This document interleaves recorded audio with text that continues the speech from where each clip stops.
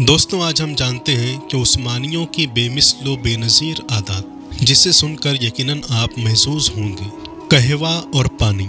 जब उस्मानी तुर्कों के पास कोई मेहमान आता तो वो उसके सामने कहवा और सादा पानी पेश करते।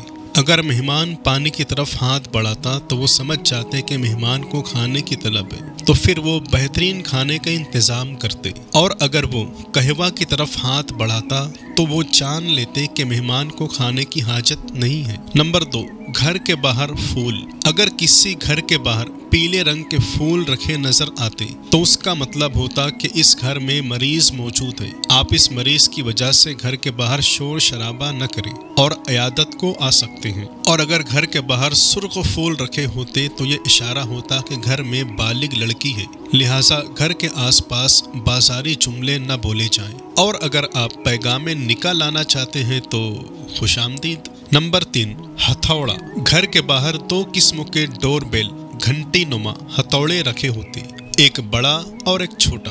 अगर बड़ा हथौड़ा बजाया जाता तो इशारा होता कि घर के बाहर मर्द आया है, लिहाजा घर का मर्द बाहर जाता। और अगर छोटा हथौड़ा बजाया जाता तो मालूम होता कि बाहर खातून मौजूद है, लिहाजा उसके इस्तकबाल के लिए घर की खातून दरवाजा खोलती थी। नंबर 4, सदका। उस्मानी तुर्कों के सदका देने का अंदाज भी कमाल था कि उनके मालदार लोग सब्जी फरोश या दुकानदारों के पास जाकर अपने नाम से खाता खुलवा लेते थे, और जो भी हाजतमंद सब्जी या राशन लेने आता तो दुकानदार उससे पैसा लिए बगैर अनाज और सब्जी दे देता था, ये बताए बगैर कि उसका पैसा कौन देगा।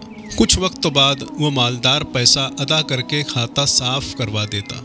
नंबर 5, 63 साल। अगर किसी उस्मानी तुर्क की उम्र 63 साल से बढ़ जाती और उससे कोई पूछता कि आपकी उम्र क्या है तो वो नबी पाक सल्लल्लाहु अलैहि वसल्लम से हया व अदब करते हुए ये कहता कि मेरी उम्र 63 साल से ज़्यादा हो गई है, बल्कि ये कहता बेटा हम हद से आगे बढ़ चुके हैं। अल्लाह अल्लाह, कैसा अदब कैसा इश्क था उन लोगों का, कि कैसी बेहतरीन आदत थी उन लोगों की। यही वजह थी कि आलम कुफ्र ने सल्तनत उस्मानिया के गद्दारों से मिलकर टुकड़े कर डाले। मगर सुना है ये कुदसियों से मैंने कि वो शेर फिर बेदार हो